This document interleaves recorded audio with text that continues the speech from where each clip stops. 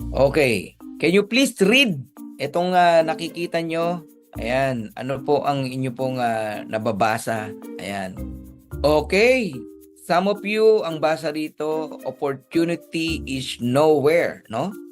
Pero yung iba, opportunity is now here. Walang mali, no? Walang tama. Parehas tama. Okay. So, dito sa nakikita nyo na to, no?